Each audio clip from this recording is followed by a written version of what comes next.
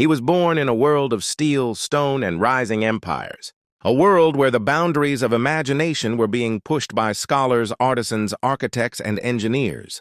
In the late 12th century, deep inside the lands of the Artuqid Dynasty of Diyarbakir, modern-day southeastern Turkey, a boy named Badiʿ al-Zaman Abu al-Iz ibn Isma al-Ibn al-Razzaz al-Jazari entered a world that was ready for his genius.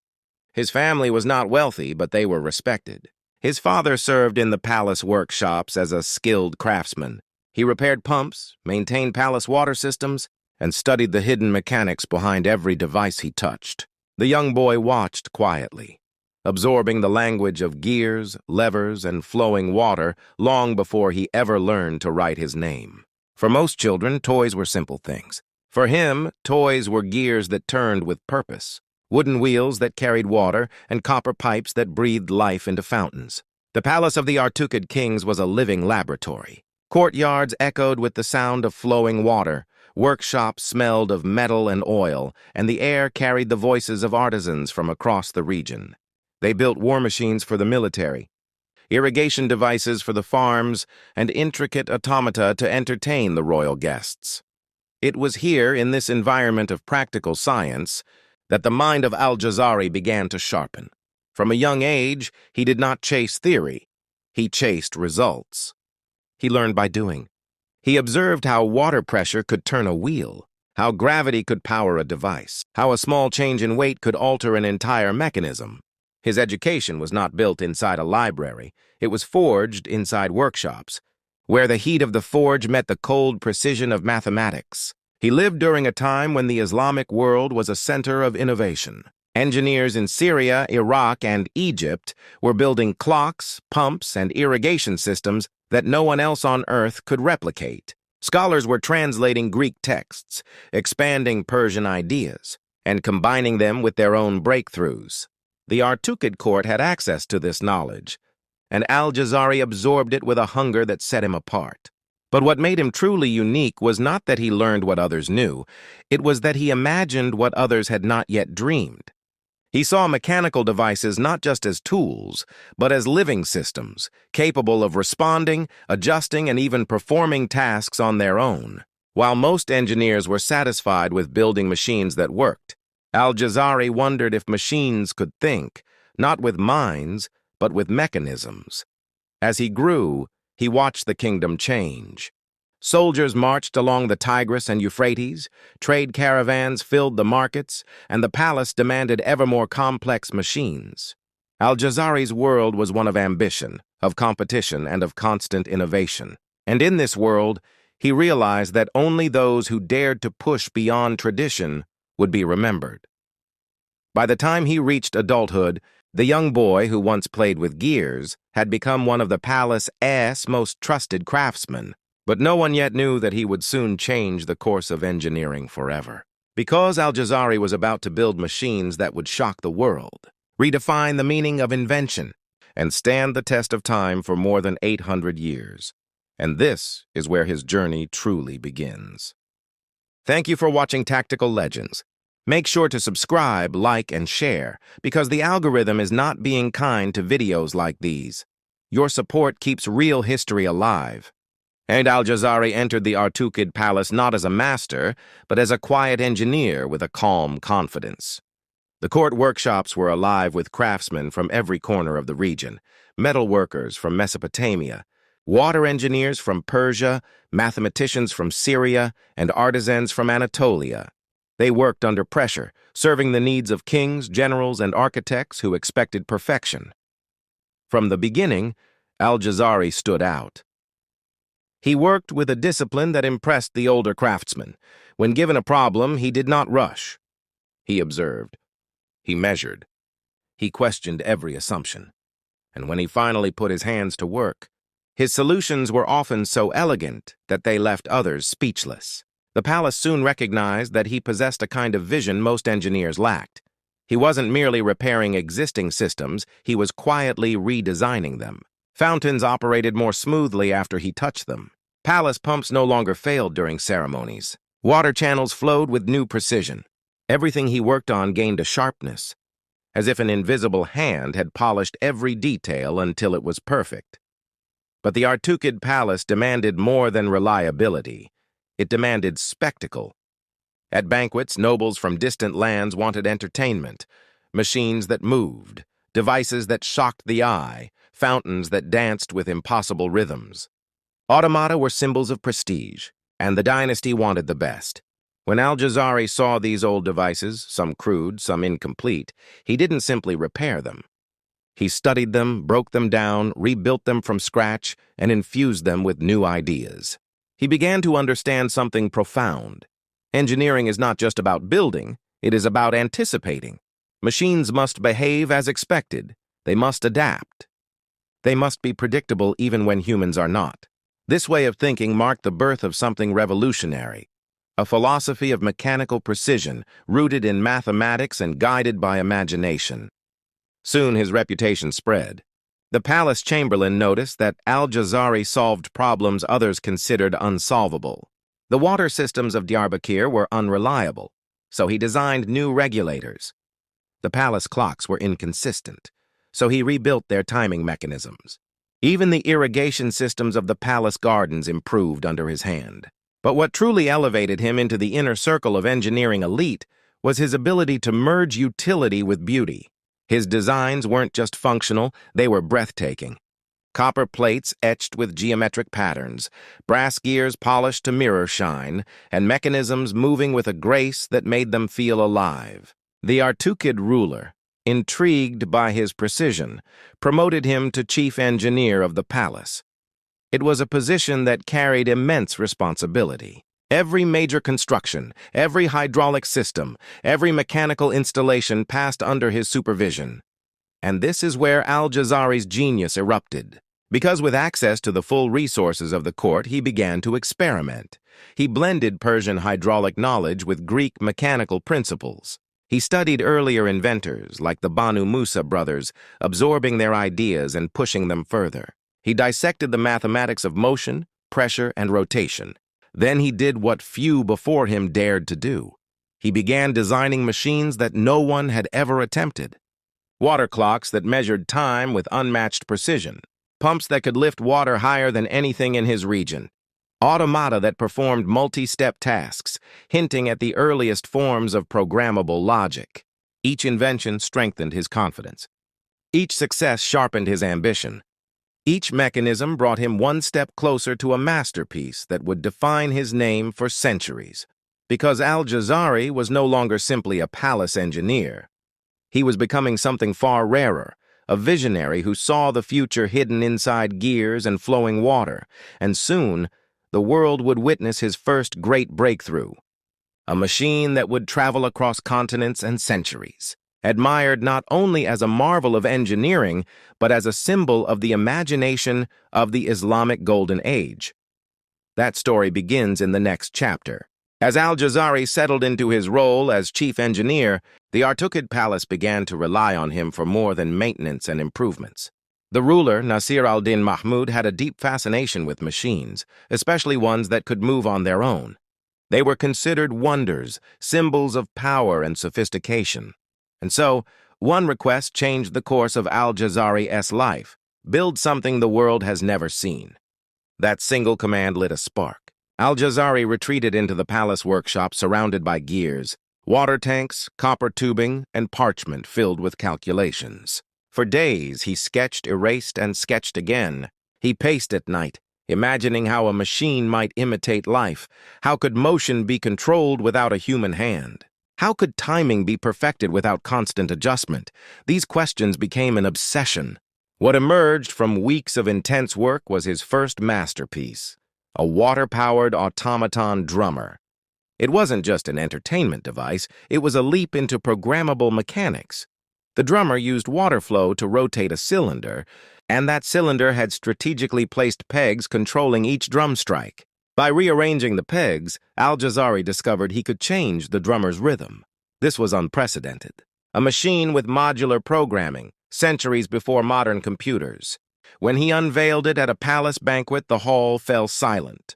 The nobles expected a toy. What they witnessed felt like magic.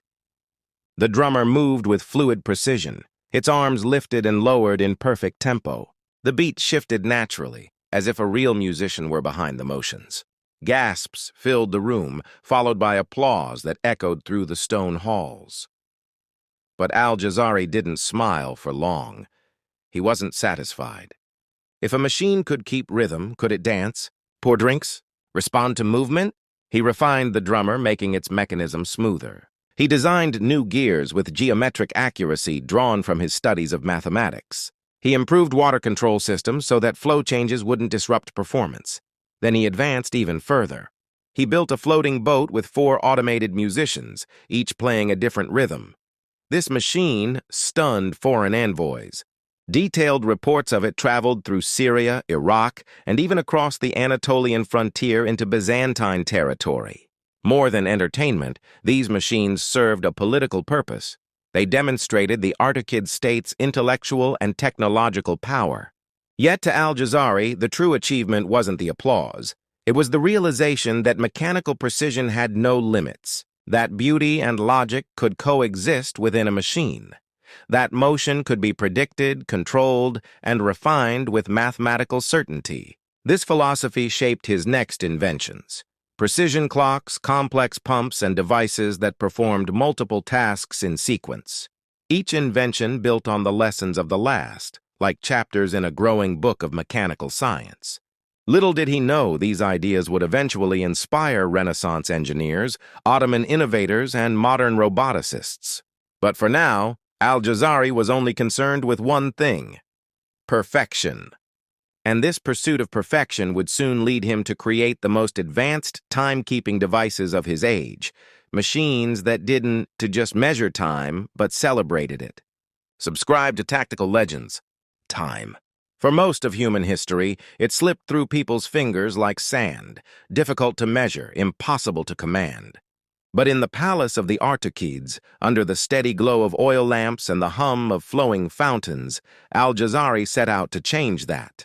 His mind was already consumed by automata, by the joy of motion and rhythm. But machines that moved were only half the story. Now he wanted machines that measured. He believed time itself could be captured, shaped, and displayed with beauty and precision. What began as curiosity quickly transformed into a full vision: to build clocks unlike anything the world had ever imagined. He started not with gears or metal, but with water. Water had a soul of its own, steady, predictable, obedient to gravity, yet capable of immense power. Al-Jazari studied its flow for hours at a time, testing how pressure shifted over distance, how surface tension could stabilize or disrupt motion, how temperature changed its speed. He was not simply building devices. He was learning the language of nature. His first major creation in this new chapter was the water-raising system, a device that allowed water to be lifted from lower basins into higher reservoirs using a combination of gears, cranks, and suction. This machine provided clean water to parts of the palace that had previously relied on manual labor.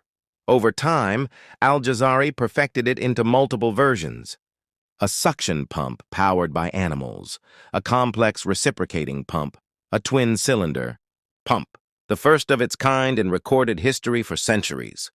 Historians assumed such technology emerged in Europe during the Renaissance.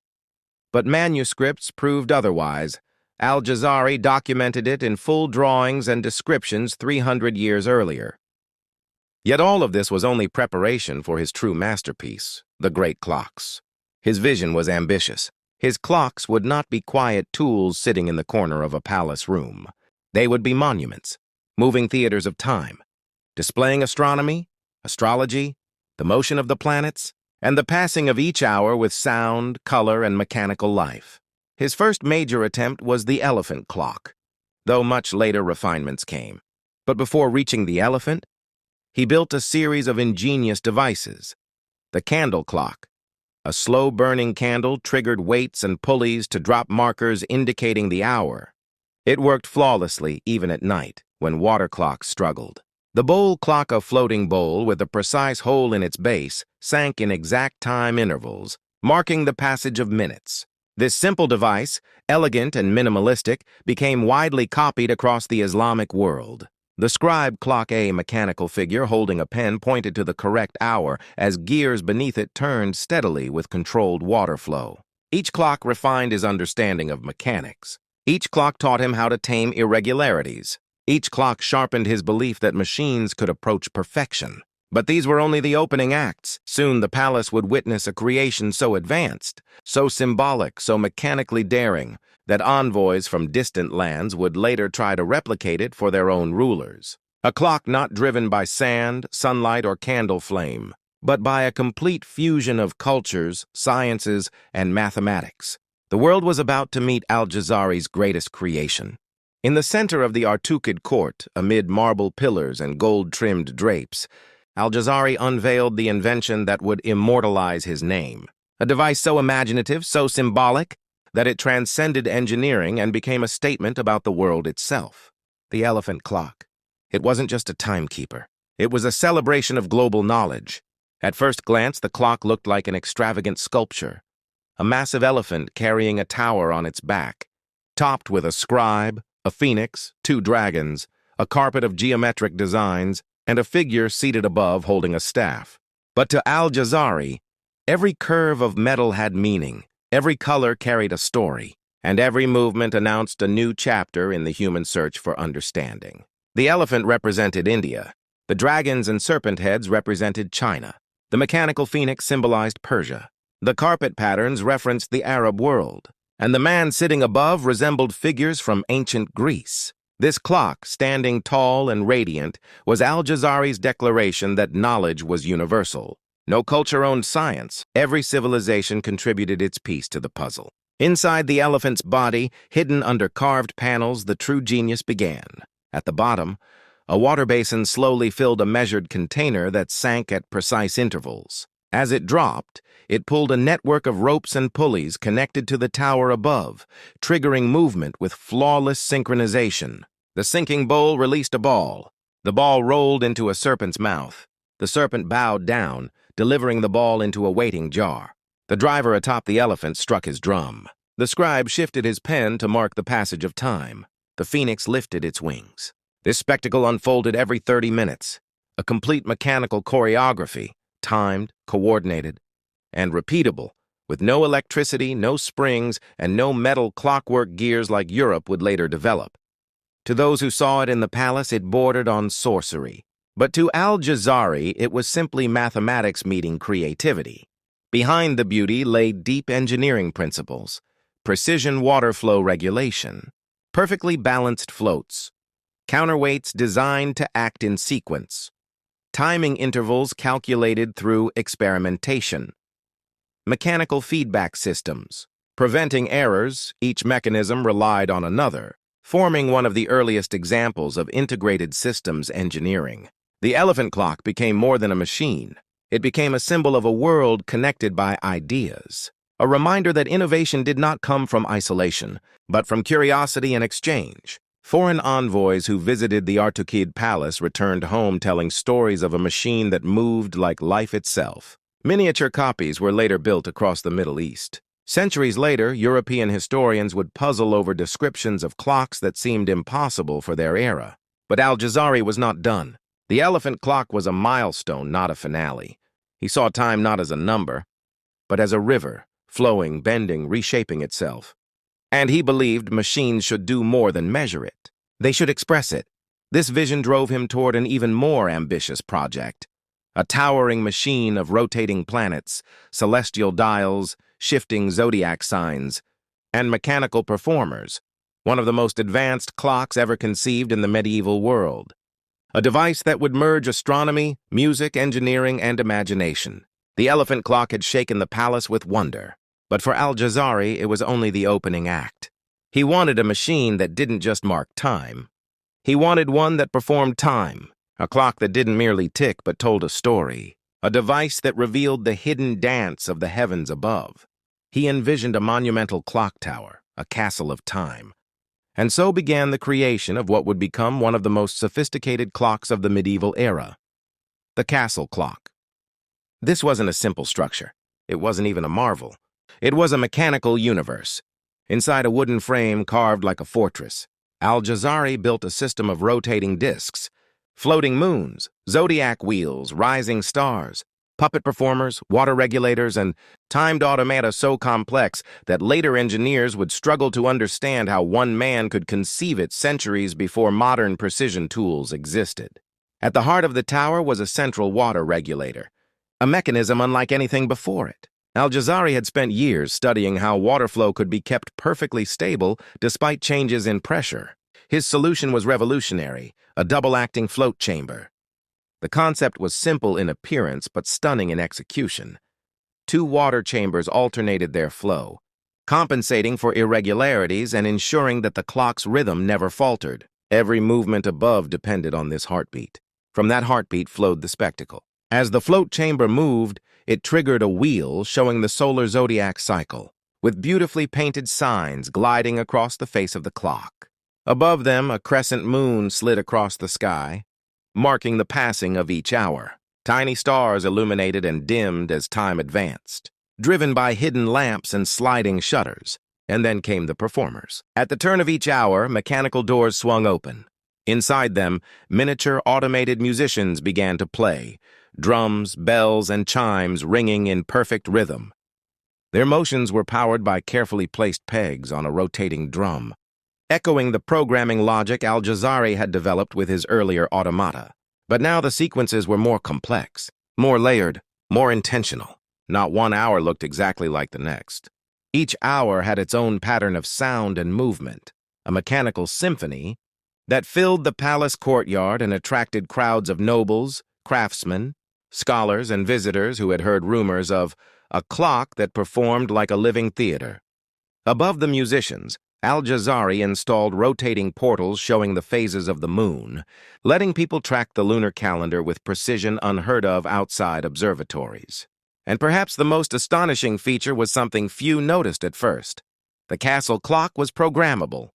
By adjusting the positions of the driving pegs and the gear ratios, Al-Jazari could alter the sequence of events, changing the timing of the birds, the rhythm of the drums, the lighting of the stars, and the behavior of the zodiac wheel, a programmable machine in the 12th century, 300 years before mechanical clocks spread through Europe, 600 years before analog programming, 800 years before early computers. But to Al-Jazari, it wasn't about being ahead of his time. It was about honoring the systems he believed governed the world, precision, harmony, and balance. When the castle clock was unveiled, it became the pride of the Artuqid Dynasty. Scholars recorded its design, travelers described it in wonder, and later engineers attempted simplified versions of their own. But the full complexity of Al-Jazari's masterpiece remained unmatched, and the success of the castle clock pushed Al-Jazari toward an even more ambitious idea, one that would challenge the very limits of engineering, machines that didn't just follow sequences, but responded to their environment, machines with feedback, machines with control systems. He wanted automata that behaved like living creatures, adjusting, correcting, reacting. The castle clock had proven something extraordinary.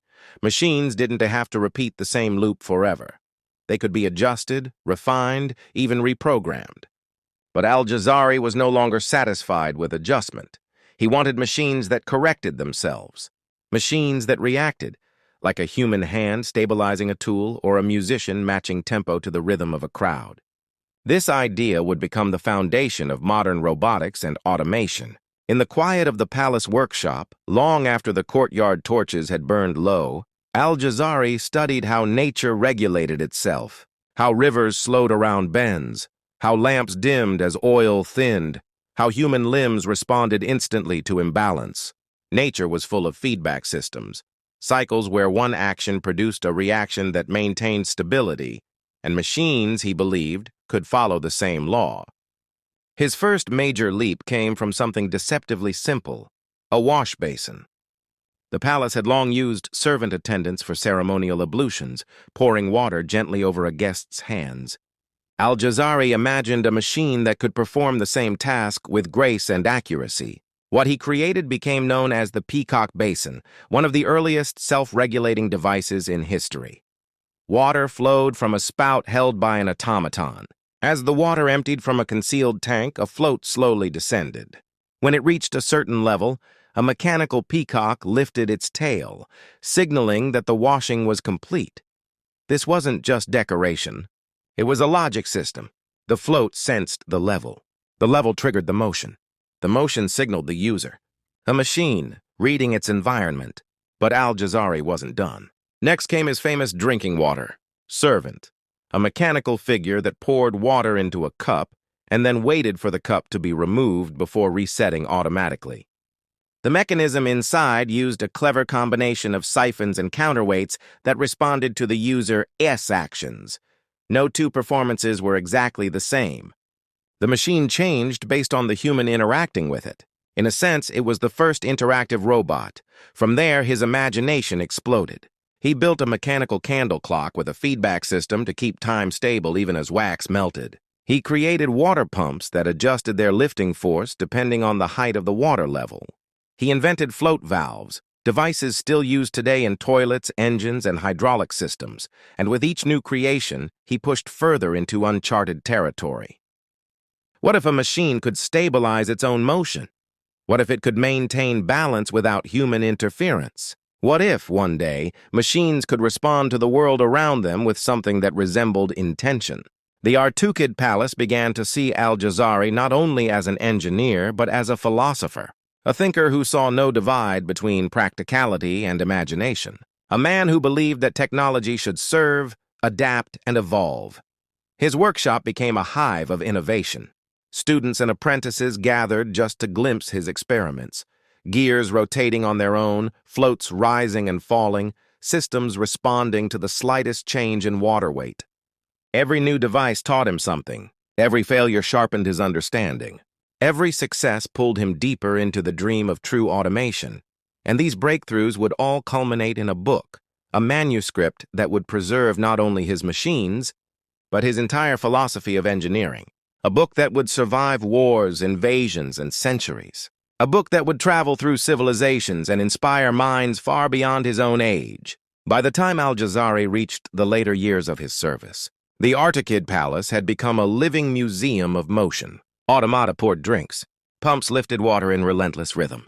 Clocks sang the hours with mechanical musicians. And every machine carried the signature precision that had become synonymous with his name. But Al-Jazari knew something that few around him understood. Machines could break. Manuscripts could burn. Empires could fall. Knowledge, if not protected, could disappear forever. He had spent a lifetime building wonders. Yet none of them were truly safe. Not from time. Not from war. Not from the shifting fortunes of dynasties. And so he decided to preserve everything he had created. Not in wood, metal, or gears, but in ink. He began writing what would become one of the most important engineering texts in human history. Kitab Efap al-Marifat al-Hiyal al-Handasiyya, the Book of Knowledge of Ingenious Mechanical Devices. It was more than a record. It was a blueprint of a lifetime. He worked tirelessly, sketching every mechanism with the precision of a mathematician and the soul of an artist. His diagrams were unlike anything that existed before him, clean, labeled, proportional, functional. He wrote step-by-step instructions for 50 mechanical devices, divided into 6 categories: water clocks and candle clocks, automata and humanoid machines, water-raising devices, musical automata, advanced pumps and valves, multi-stage mechanical systems with feedback, but he didn't simply list designs. He explained the principles behind them. He gave dimensions, materials, corrections, alternatives, and practical notes drawn from trial and error. This wasn't a book meant to amaze scholars. It was meant to teach craftsmen. He wrote in plain language. He avoided unnecessary poetry. He focused on clarity because clarity meant survival. The book was a bridge between theory and craft, merging mathematics with the everyday demands of palace, city, and society. More importantly, Al-Jazari introduced something revolutionary: systematic engineering documentation. Before him, inventions were often guarded secrets, passed from master to apprentice in workshops. But Al-Jazari believed knowledge should be shared. He believed every machine should be teachable, repeatable, and improvable.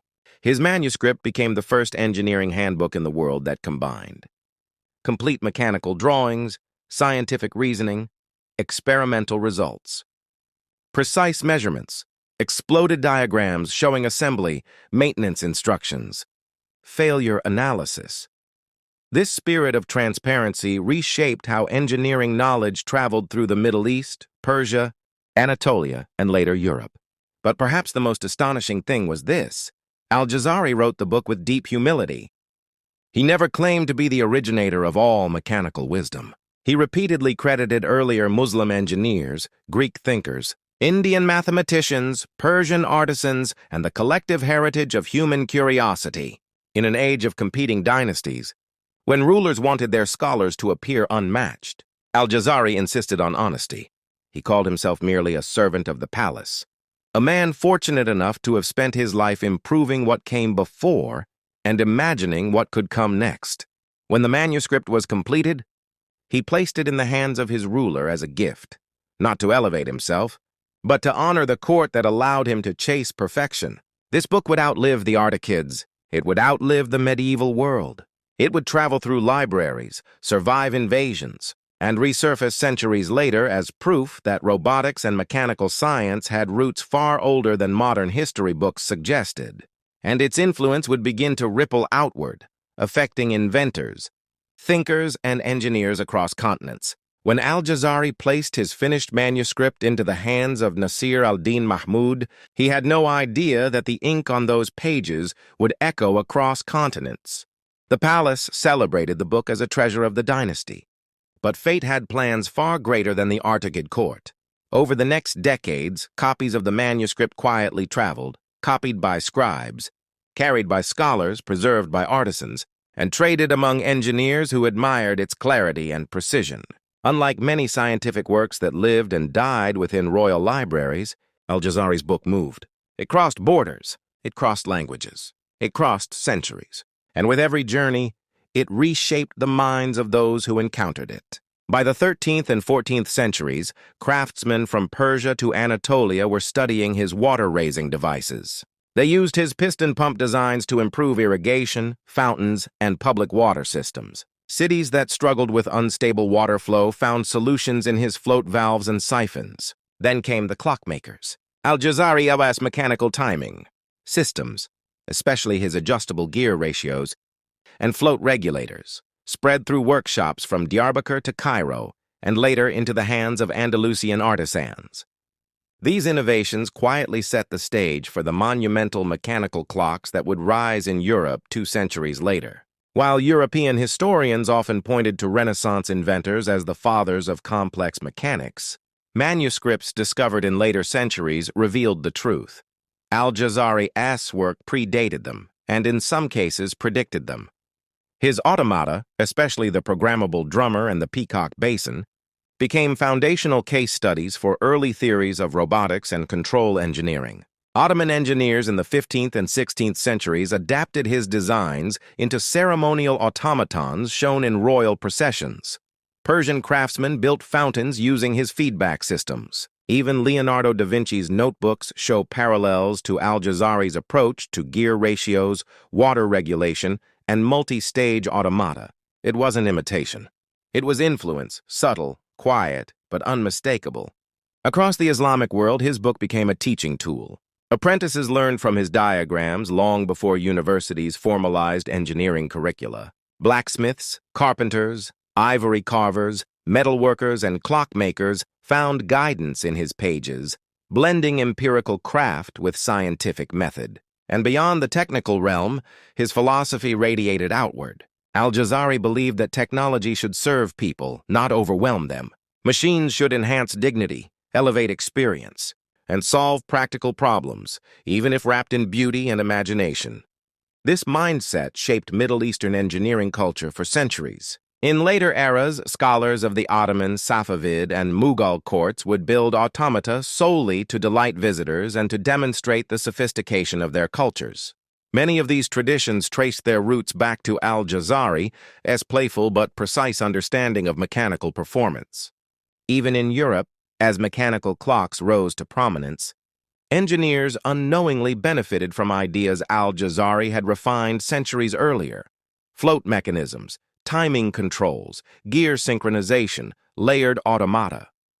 His concepts had seeped into the global engineering bloodstream. Modern historians now recognize him as the father of robotics, the pioneer of mechanical automation, and one of the earliest engineers to formalize the idea of control systems, feedback loops that anticipate, react, and adjust. These are the foundations of modern robotics, aviation systems, automotive engineering, and even artificial intelligence. Yet Al-Jazari himself never claimed greatness. He wrote not to immortalize himself, but to help those who came after. He believed that knowledge gained in one lifetime should not die with its creator. His humility became part of his legacy. And as the centuries turned, this legacy would evolve, not only in machines and manuscripts, but in the philosophical heart of engineering itself. For centuries, historians have admired Al-Jazari's inventions. But machines alone do not define a genius. Behind every float valve, every geared sequence, every automaton that moved with purpose, there was a human mind, one shaped by discipline, curiosity, faith, and a relentless pursuit of mastery. Al-Jazari lived in a world where knowledge was treasured but fragile. Books were copied by hand. Libraries could be lost in a single attack. And yet he insisted on learning everything he could: mathematics, geometry, hydrodynamics, craftwork, metallurgy, and the art of storytelling through machines. His personality reveals itself not in personal letters, of which none survived, but in the way he wrote his great book. Each sentence carries quiet humility. Each diagram is drawn with care for the reader. Each device is explained not as a miracle, but as a process. He speaks directly to his audience, almost like a teacher leaning over the shoulder of an apprentice. If the part does not fit, adjust it gently. Do not rely on the first attempt. Repeat the test until the movement agrees with reason. This was more than instruction. It was philosophy. Al-Jazari believed that perfection was not a gift. It was the result of persistence. He lived at a time when craftsmen often guarded their secrets fiercely, but he believed secrets weakened a civilization. Knowledge to him was a shared inheritance. His choice to publish his life's work was radical. It reflected a confidence that ideas did not diminish when shared. They multiplied. He was also, in many ways, a spiritual thinker. He saw engineering as a form of devotion. The harmony of gears reflected the harmony of creation. The predictability of flowing water mirrored divine order. Even his most whimsical machines carried metaphors. The peacock basin symbolized purity. The elephant clock represented the unity of cultures, and the castle clock displayed the ordered beauty of the cosmos. Al-Jazari lived in an age where superstition often tried to explain what science did not yet understand. Yet he rejected superstition entirely. He believed every mystery had a mechanism beneath it waiting to be found. Every strange phenomenon had a cause, and every cause, once uncovered, brought humanity closer to truth. His machines were not meant to intimidate, but to enlighten. He often inserted subtle reminders in his writing that technology must remain grounded in ethics. Machines, no matter how complex, were tools meant to serve people, not replace or overwhelm them. He emphasized maintenance, safety, balance, and respect for labor. He believed that innovation was a responsibility, and within the palace, those who worked alongside him described him as patient, meticulous, and calm. He would spend entire nights adjusting gears by the flickering glow of oil lamps. He tested every machine personally, never delegating the final adjustments.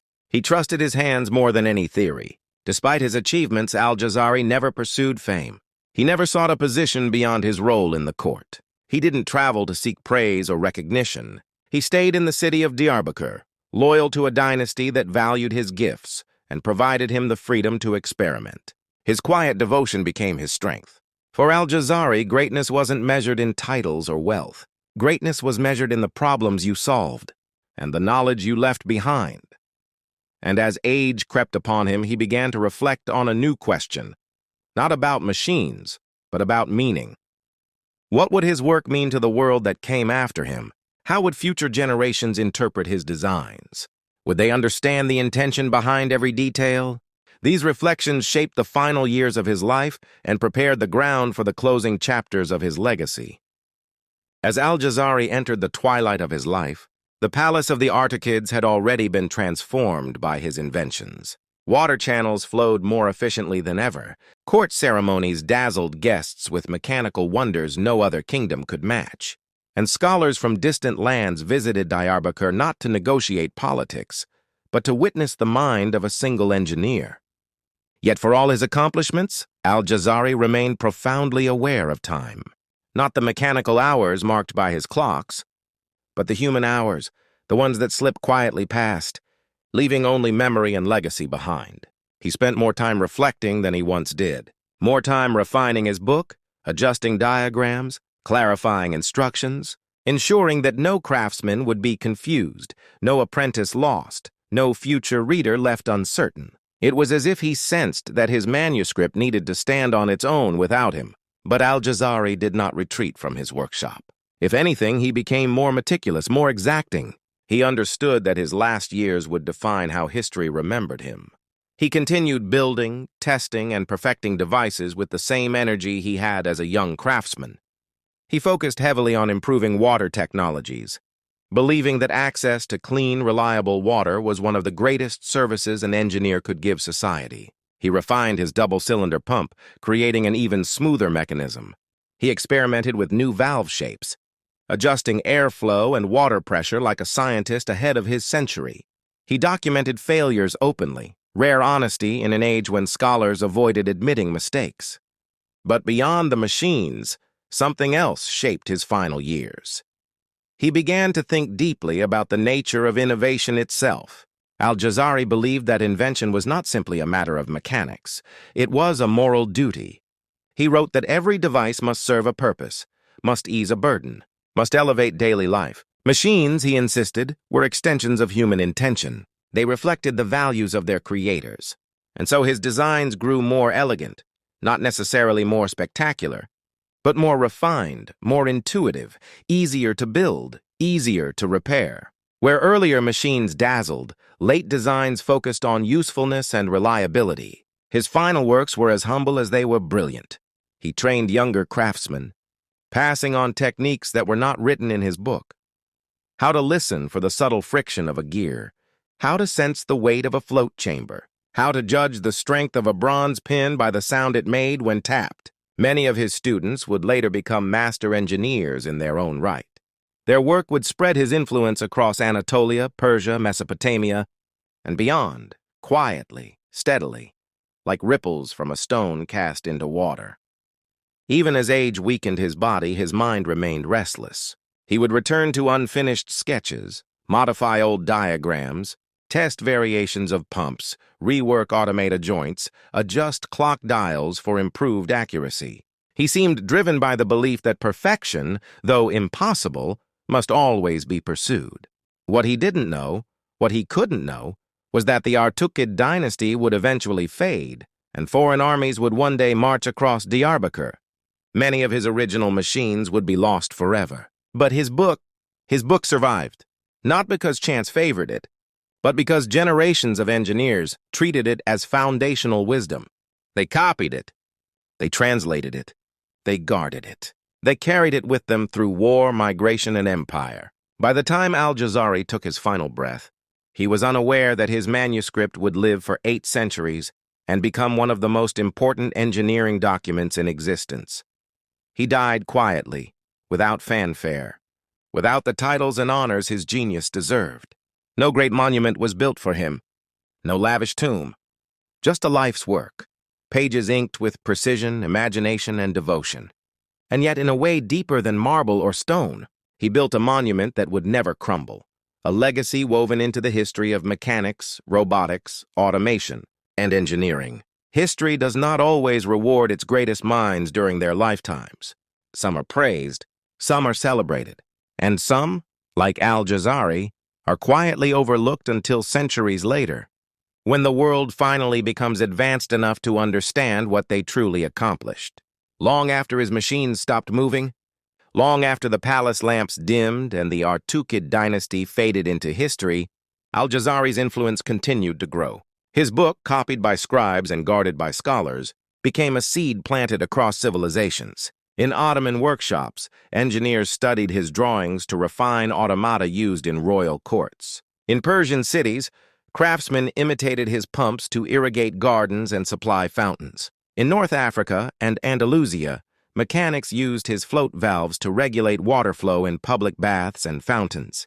And later, when Europe entered its age of mechanical curiosity, the echoes of Al-Jazari's ideas surfaced again in tower clocks, in hydraulic devices, in feedback systems, in early automata built for kings and courts. Modern engineering textbooks now recognize something the medieval world could not. Al-Jazari formalized robotics and mechanical engineering centuries before the words even existed. He introduced the concept of systematic design. He pioneered step-by-step documentation. He established early programming logic with his mechanical musicians. He invented feedback control, now fundamental to aircraft, engines, computers, and artificial intelligence. Every device we rely on today, from the pump that moves fuel, to the valve that regulates pressure, to the robot that performs precise sequences, is connected to the foundations he laid. Yet Al-Jazari's genius goes beyond mechanics. He was a man who believed that imagination was not a luxury, but a responsibility. That creativity must serve people. That science and beauty were not opposites but partners. That the world became better when knowledge was shared, not hidden. And perhaps most importantly, he proved that innovation thrives when cultures meet rather than divide. His elephant clock was a tribute to India, Persia, China, the Arab world, and Greece, a reminder that human progress has always been a collective endeavor. In a time when borders were shifting and empires competing, Al-Jazari offered a timeless message. Genius has no nationality. Knowledge belongs to everyone, and progress is born when curiosity is allowed to breathe. Even now, 8 centuries later, engineers study his diagrams with awe. Roboticists quote his principles. Historians celebrate his manuscript as one of the greatest scientific works of the medieval world, and storytellers, like us, continue to bring his memory back to life. Because men like Al-Jazari disappear only when we stop telling their stories. Thank you for watching this full documentary on one of history's greatest forgotten engineers. And if you want to hear more about the geniuses the world forgot, the minds buried under dust, the innovators erased from textbooks, the heroes whose brilliance shaped our future, subscribe to Tactical Legends, where forgotten geniuses finally get the spotlight they deserve.